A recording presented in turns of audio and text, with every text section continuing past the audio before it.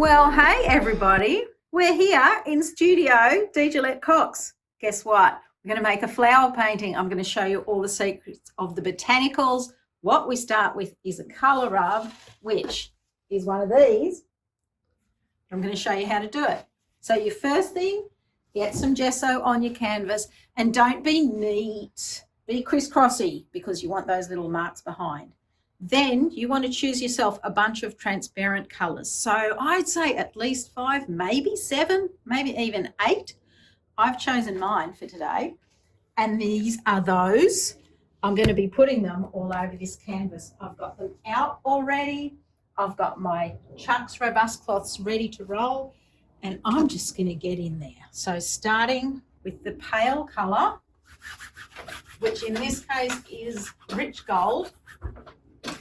You just want to make some splots of colour. Don't overthink it. And then I'm moving on to some Australian sienna. Now, I'm not paying any attention to where these are going. Where my attention is going is I'm trying to make sure I don't cookie cutter my shapes. So I'm trying not to do the same shape again and again and again. Whoa! Perinoni orange, mate. There's a lot going on. See how generous I'm being with the paint? That's important too. You don't want to be mean with the paint. And I'm still working with the same cloth I started with because I haven't really changed the colour yet.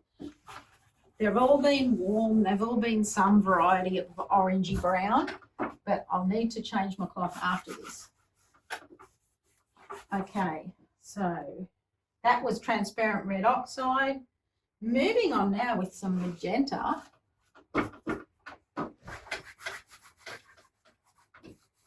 Don't forget to do your edges. I think I want more magenta than that. Not enough. It uses a lot of paint and you'll be surprised by that, by how much paint you need. But don't be mean about it. You bought the paint to use it, didn't you?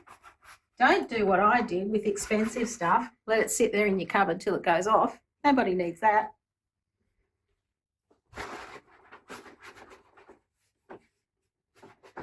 All right, moving on to a mix of magenta and Diox purple and quinacridone red violet.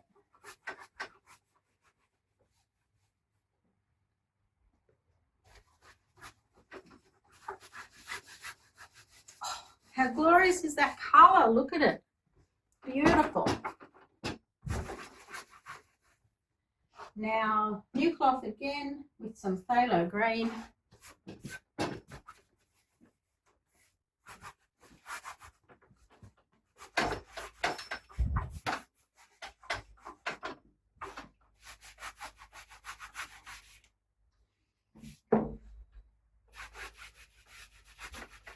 And lucky last, some green black.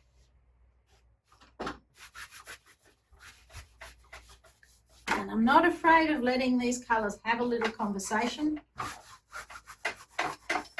don't want it to get too mucky though. What have I got left? Not a lot. Not a lot of anything.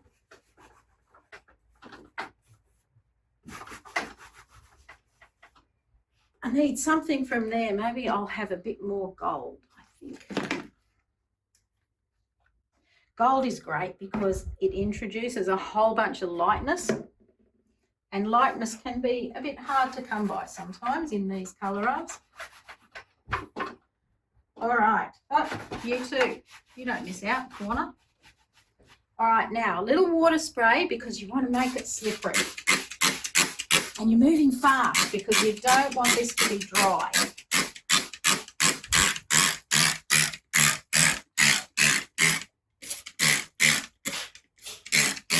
I bet my water bottle makes a better sound than your water bottle makes. I've been training it for years. All right, this is going to be my focus, my hero spot. And so I'm going to start my marks there and I want to scribble. I don't want to be too controlled about it. I'm using a Catalyst silicone painting wedge here, and it is a W-06. Not that you can really see it through all the paint. So nice simple marks. Don't get all wiggly and complicated about it, and don't overthink it. You're scribbling. Channel your inner 2-year-old.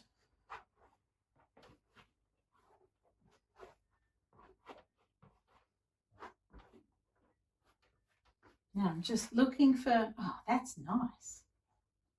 I'm not looking for that. I'm looking for areas that are a bit boring.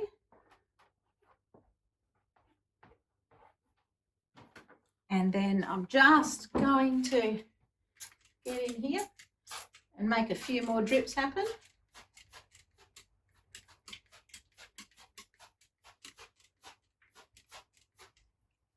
And I'm done. That needs to dry, and then I'll coat it with half and half binder medium and water to protect that fragile surface. First step, colour up, done.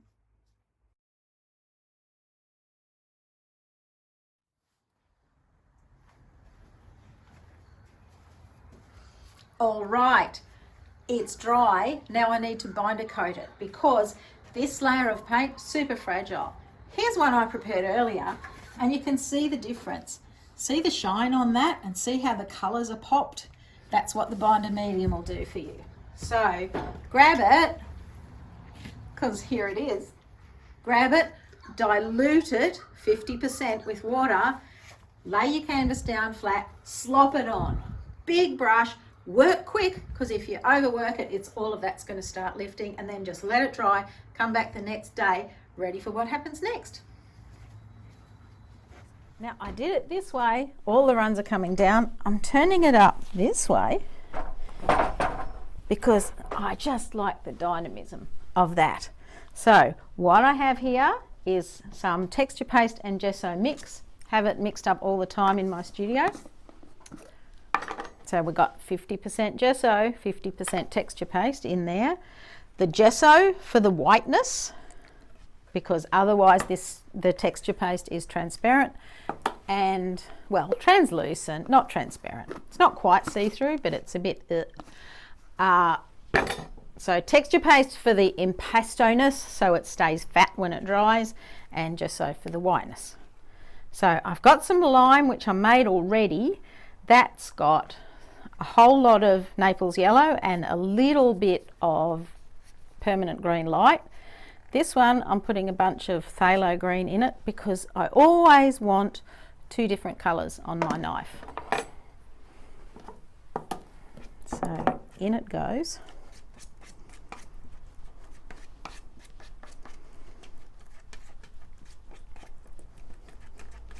Yumminess. It will dry a little bit darker than what it is right now, but that looks pretty good, I think. Is it a bit? No, it's a bit bright. Let's chuck a bit of green black in there as well.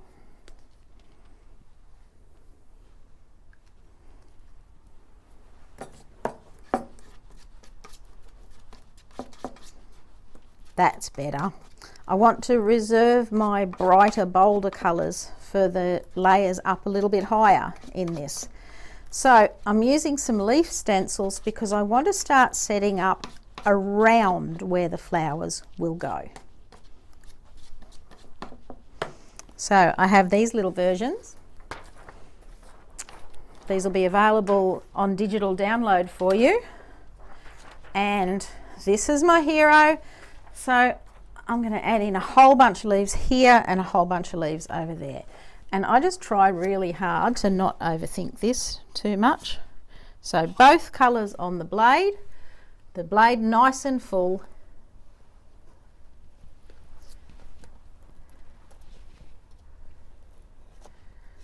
Leaving it nice and stripy.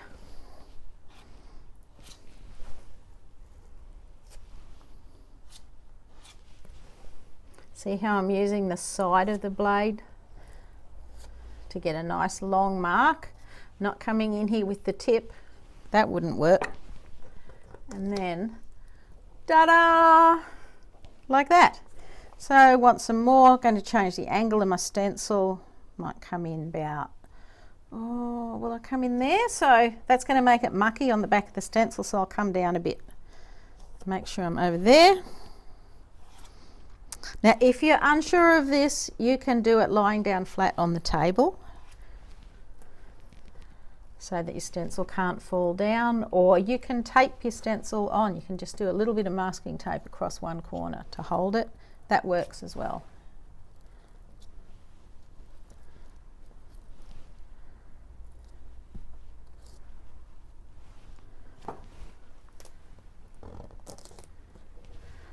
Like that. Okay, I'm going to put my easel up so I can get down the bottom. Bring this forward so that that little ledge doesn't get in my way. And, oh yeah, you'll do.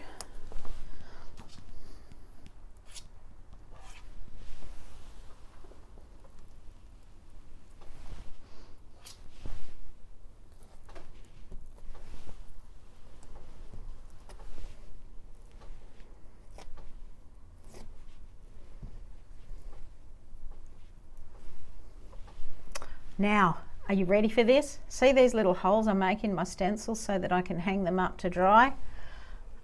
I'm going to hide a little circle in this painting. Let's see if anybody ever finds it. You saw it happen. Okay, another one down here. So you see how I'm twisting the stencil so that the stems point in towards my hero area. Oh yeah, that'll be nice. This little overlap here, I don't care, doesn't matter.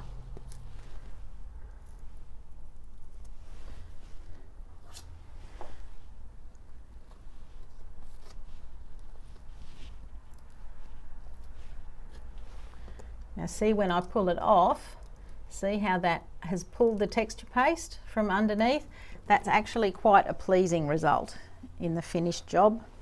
And then now my stencil starting to get a bit goopy on the back, so now I'll come in here, and I don't mind now if I get stuff all over the back of it from here, so I'm going to come right over there.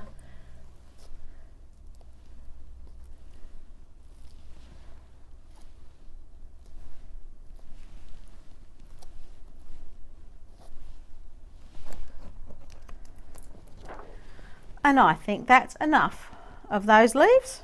So now that can dry, and then I'll come in with the next layer. Awesome.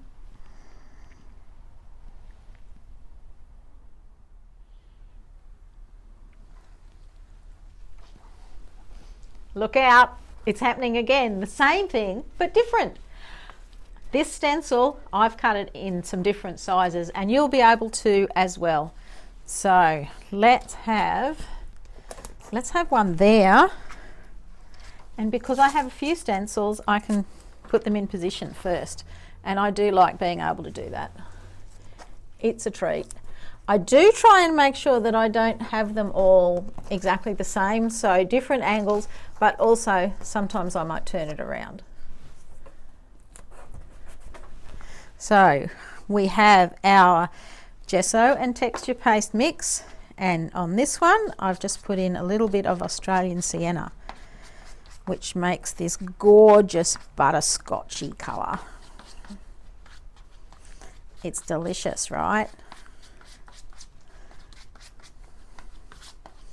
Now I want my flowers to have some roundness right from the very, very beginning, so I'm going to start with a great big knife.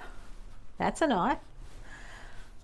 And use white first up, and just get this whole central part of the flower in white. And then I'm going to pick up, oh, maybe just a little more at the top. Then I'm going to pick up the butterscotch, the Australian sienna, and pull it in from the sides.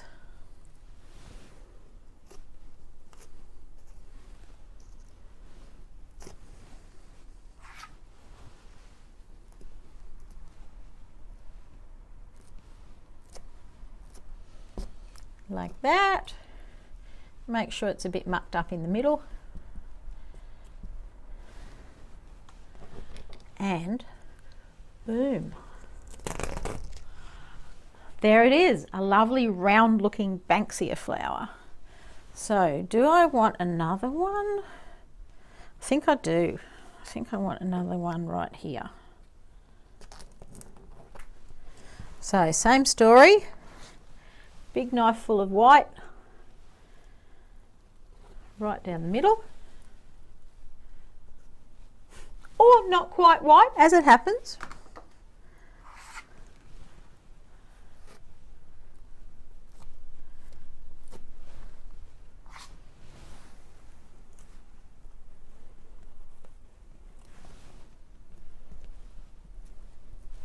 And then a bit of a muck up, because no, we don't want it to look like a pineapple, do we?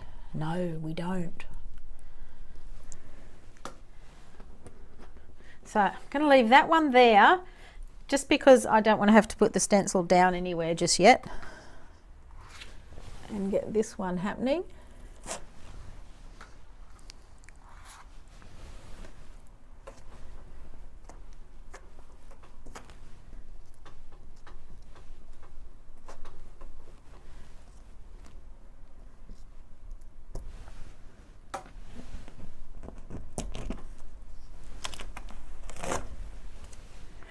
Oh, so pretty. I think I've got a gap for one over here.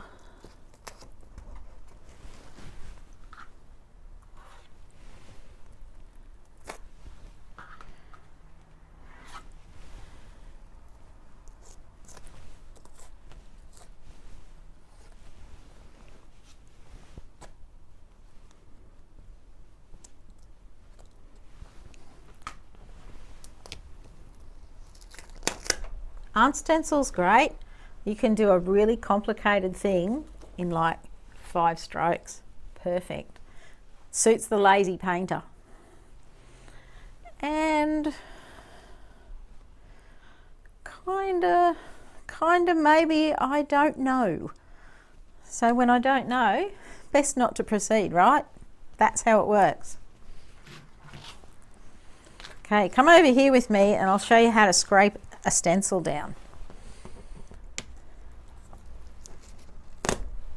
Because texture paste is expensive, we don't want to waste it. So put it on a clean palette and just gently, because they're fragile, gently go across, get all the loose stuff off. Then that picks up and goes in the tub of water that you have ready to roll. And then you just scrape up this stuff. Too easy.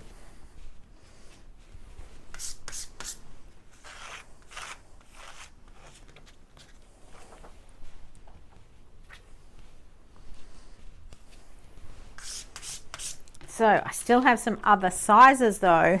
Let's see if I can find some spots for some of those to get in there.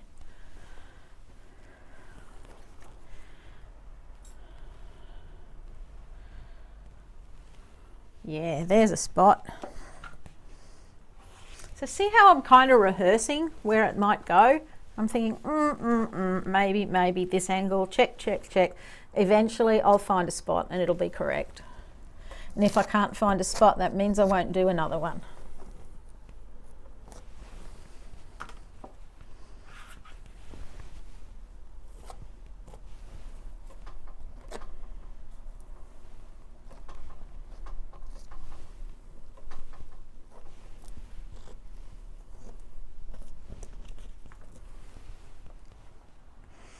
I think that's enough, Banksias. Is it? Is it though?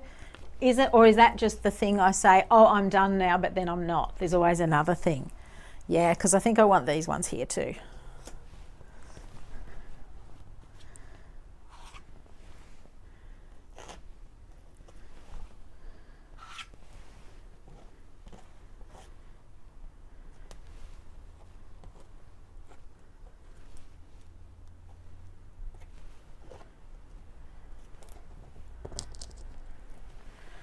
definitely enough Banksias now. All right, so once again, we need to let it dry and then we'll come in with yet more stenciling.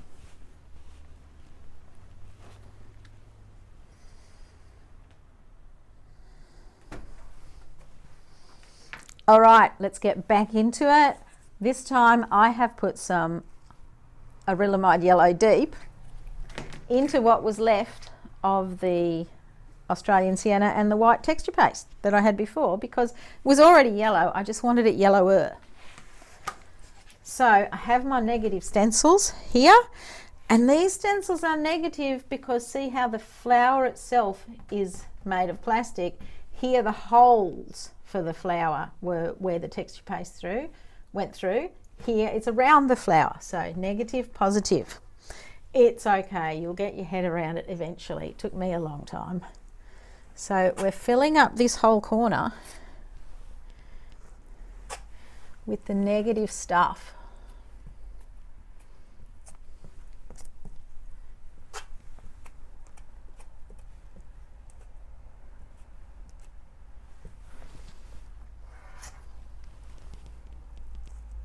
What? Don't do that. Oh. See that? That's a bad thing. You don't want that to happen. Oh, it's all right. There's a stencil underneath. We're good. Don't worry about it.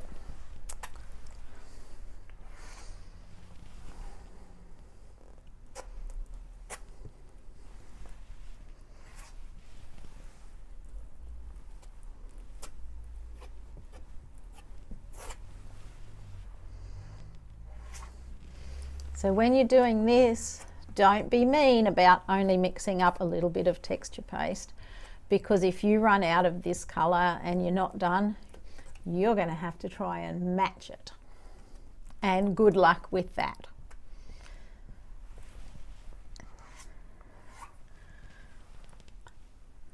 Now, sometimes I use a grey for this, sometimes I use a turquoise, but today is apparently a yellow kind of day.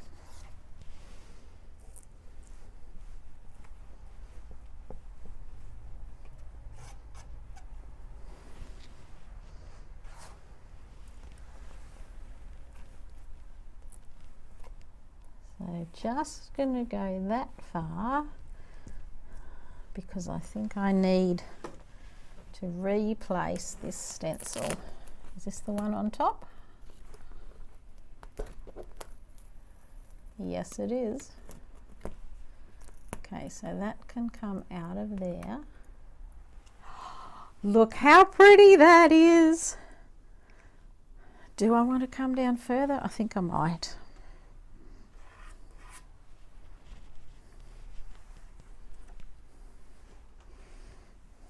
Do I want to come down there? Yeah. There.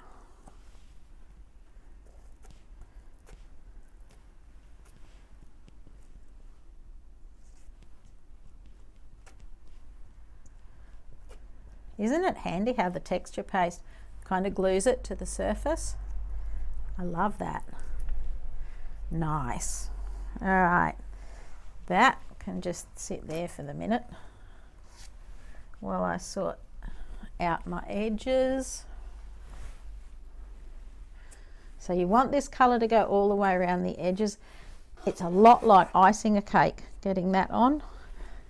And then I'll do it properly, but you don't need to see that, do you? You can sort that stuff out. Talented artists like yourselves. And this one can come off too. And that's that step done. Pretty. All right, now guess what? Let it dry again.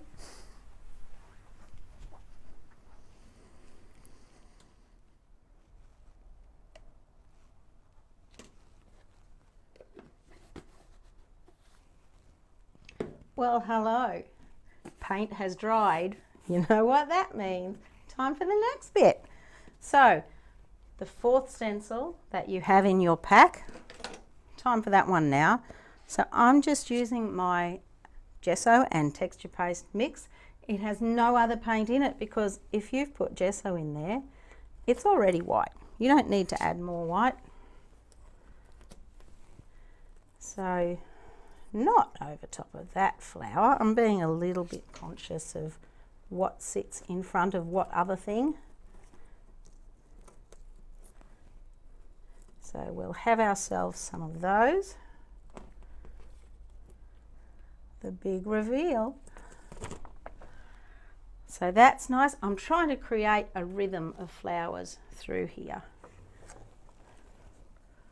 So I think there.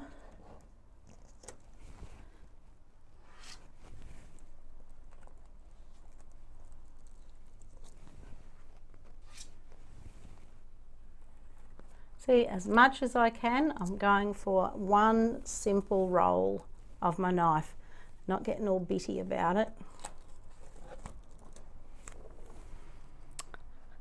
Oh, that's working nicely. When you get down to the bottom of your canvas, just pop it forward on your easel so that your easel doesn't get in your way.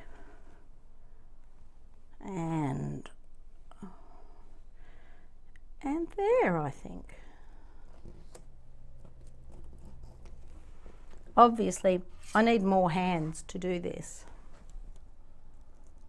If you're finding it hard to do it on an easel, maybe lay it down flat on the table. You might find that a good thing for you.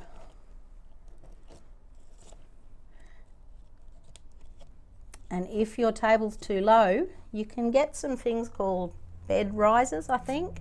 They're like little flower potty dudes that you put under your bed legs to raise it up. They work really well on tables too.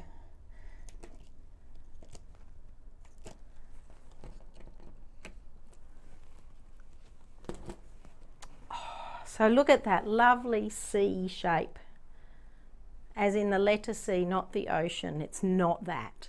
The letter C around there. I think that's working really well, and now I just need to balance that a touch over here.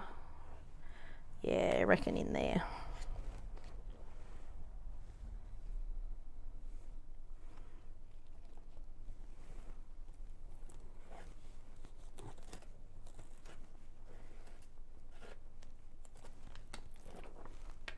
Beautiful. Okay, that's enough of those elements. It has to dry now again, and then we'll gloss it and just bring that to life with the gouache, and then we'll glaze, and then we're going to be done. Exciting.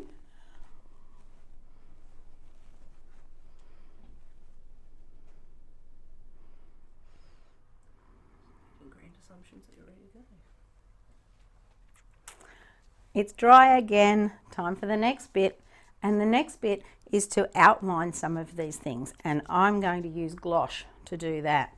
Now gouache is just a mixture of glaze and wash, so what I want first is a chunk of paint in there so that then I can spread it out, and that's just going to make it easy to mix. I don't want to chase paint around my bowl endlessly. So you don't want lumps in it. Make sure it's mixed properly. That's why I like doing it with a fan brush, because I can smash it down on the bottom of that bowl, get all the chunks out of it. And I can use the brush kind of like a sieve to see if there's still lumps in it. I think I'm pretty good. And then I want some of this glaze medium. So pretty much any glaze medium or painting medium will do it for you. What you're trying to do is make it a bit stickier, a bit more viscous. So a good big squirt of that in there. Now, something I've just discovered is where I want things to not be so dark, I can just get water and I can brush. So I want these flowers to stay lighter. So I'm going to generously brush water across their tops.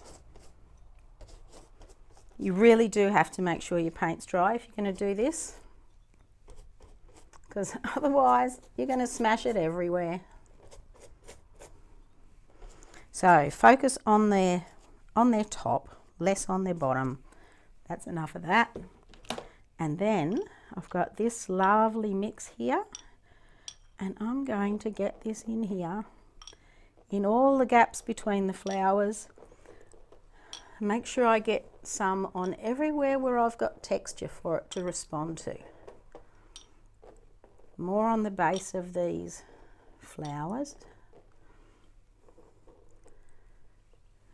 And I'm pretty much avoiding these new flowers. They're quite dry, it's okay. Nothing will happen if I get it on them, except they'll just go a bit darker than I want.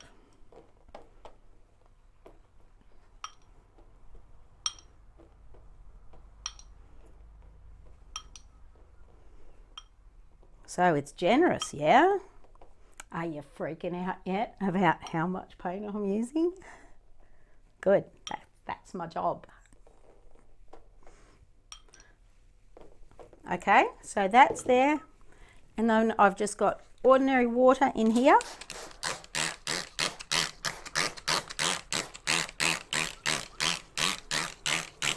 This spray bottle is called Grunter. Can you tell?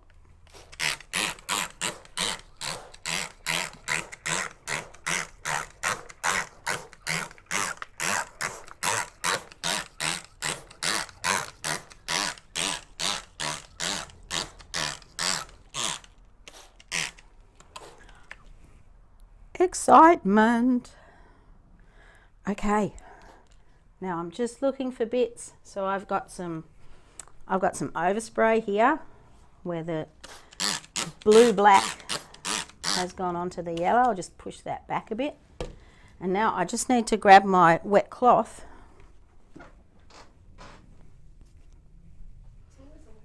It's always a million miles away from where I need to be. I need one, you know. No, I don't need one attached, it'd make me cold. Okay, so see in here where there's quite a lot of paint sitting, just going to take that out to make sure I still see those beautiful colours coming through from my colour rub in the first place. That's looking pretty darn deadly. So really, I'll just watch this for the next 20 minutes-ish. I'll just keep casting an eye back over it and just making sure that I haven't got colour pooling where I don't want it. There's no hard edges that aren't working for me. I've got two things to do to fix those. I can mop paint up with a chucks cloth, or I can give it a spray to push paint around.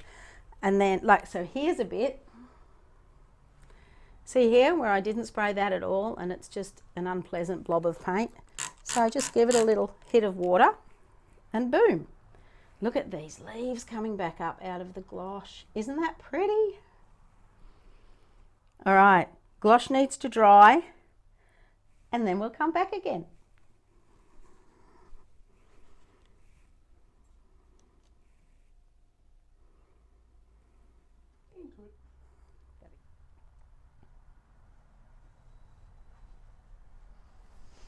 Guess what? It's dry again. So you know what that means, right? Time for the next round of stenciling, but I think this might be the last round of stenciling. So what I have is my mix of texture paste and gesso. Lids on. Nobody needs the crunchy bits that get round the edge if you don't. Now, because I have Perononi orange in the background, I'm going to make one of these a quite bright Perononi orange. And because I also have Acrylic yellow deep in the background, the other one's going to be a quite bright Acrylic yellow deep.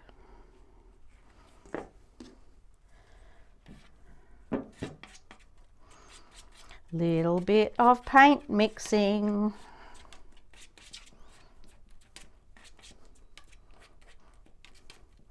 So got some yellow, I'll leave some white as well. I'm just kind of figuring out how much white I can put in here before I muck up my yellowness and make it all pastel-y. I don't want it all pastel-y. Okay, so that one, and then this one.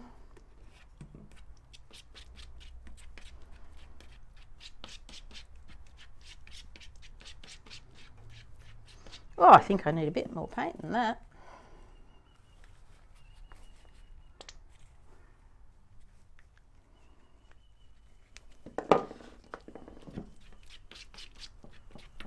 That's more like it.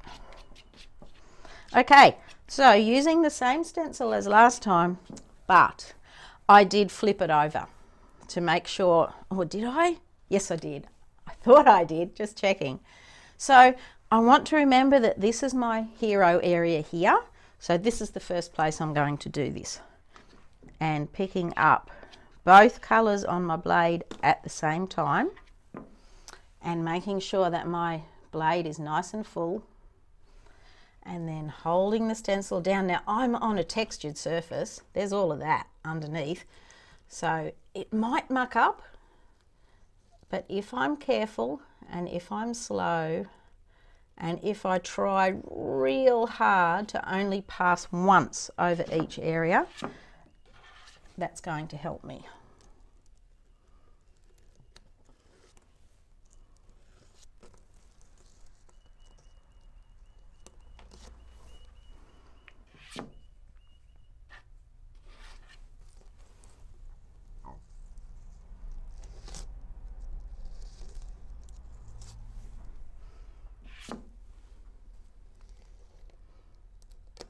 All right, let's see how well I did.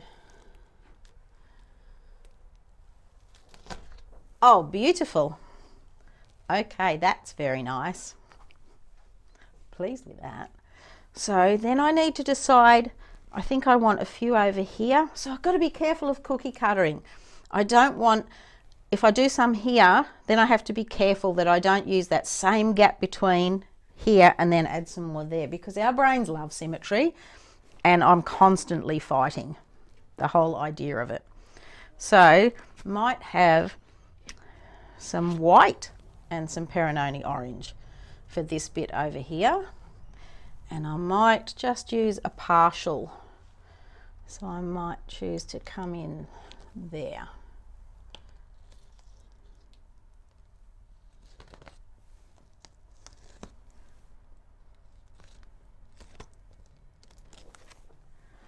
Beautiful. And now I think I want, do I want to come into there? I think I do. Have you figured out yet, people? I don't know what I'm doing. I just make it up one step at a time, and I don't try and look too much into the future, because that's it. That's what I do. All right, I think I want that mob there.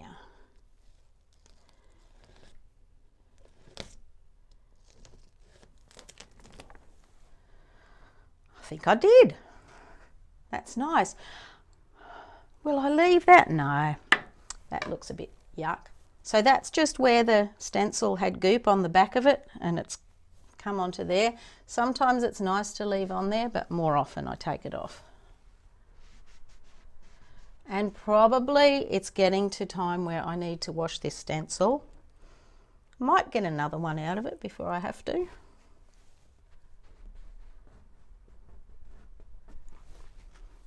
Okay, do I need more? Do I need some more down there? Maybe I don't. See, if I go there, it'll be a bit regular and they'll be directly under there. So maybe I just want a little one in there. So put the easel up. Changing the height of your easel as you work really matters.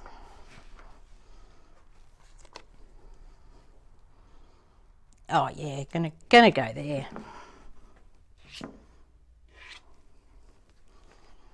So full stencil there.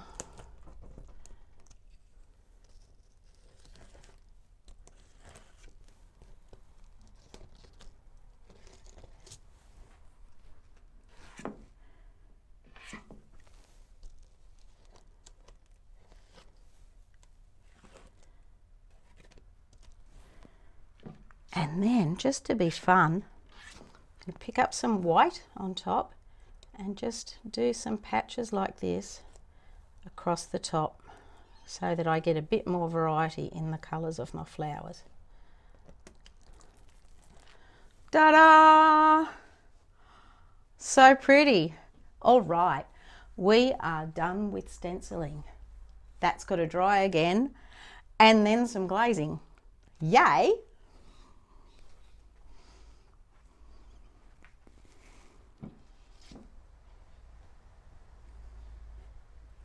Well, hello, we're back.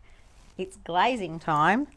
So what I have here is some Jo Sonja clear glaze medium, and I have here some Diox purple and some red black. And what I am going to do is make myself a little bit of glaze, because I want to just tuck away some of the bottoms of those flowers. And I want this colour because I have permission to use it because it's right here in my background. So what I'm going to do, mix up that glaze, and what I want to do here, I want to get it on the base of that flower. So see I'm tucking their bottoms in. I'm angling how they sit in the picture plane by just tucking in their little butts.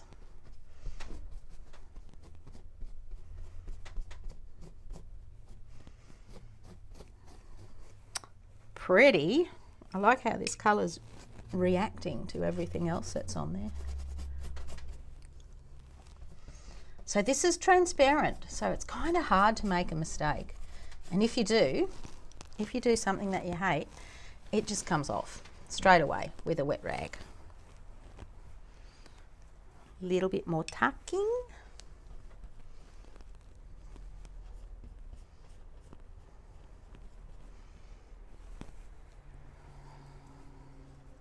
So much tucking going on here, and it's not even RuPaul's Drag Race.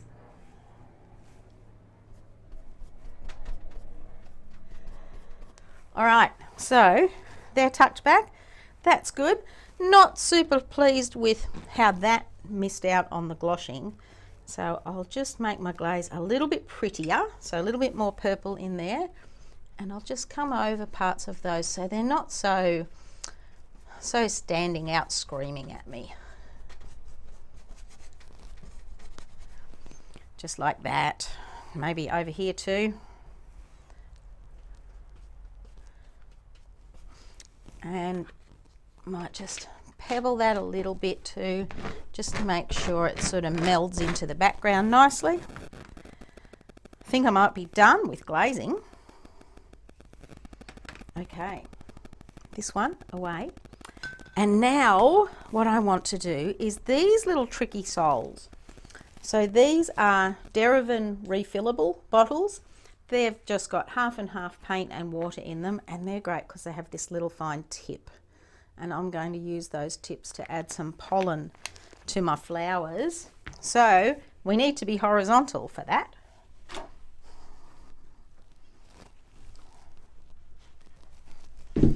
So onto a flat surface. And I've chosen these colours because I want to bring particularly some of this same yellow, the Acrylic Yellow Deep, over here. So what we're doing is adding some little pollen. Your brain's going to try and make you make it regular. Don't make it regular. Make it all over the place within tightly defined parameters.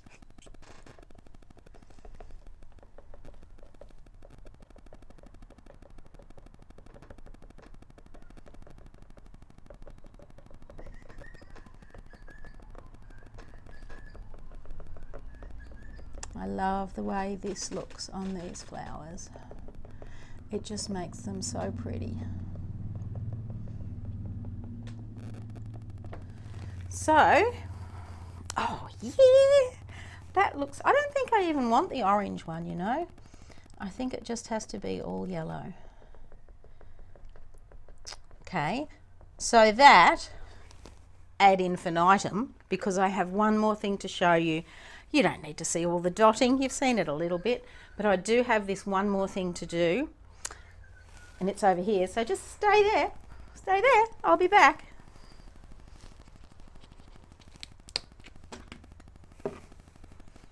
See, told you I'd be back. I have some Atelier Free Flow in titanium white, and all I'm going to do with that is make sure I unify where my light direction is coming from. So I'm just going to lighten up between about 11 o'clock and 3 o'clock. If these were clocks, which they're not, but you get my drift, right? And I just want to add that little bit more light, and I want the strokes to be quite bold, but then come around to really short little ones over here, so that just finishes naturally, and then to come here too, just some little short ones over on this side. And I'll go ahead and do that. Will I do it to every flower? I don't know. I'll do it to the two main ones first, and then I'll make a decision. Because one decision at a time, yeah?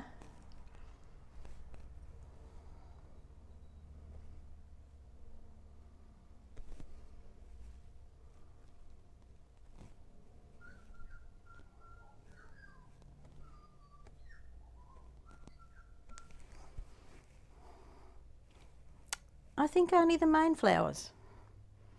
Excellent. All right, I'm going to get done with the dotting, and then I'm going to get back to you with the finished result.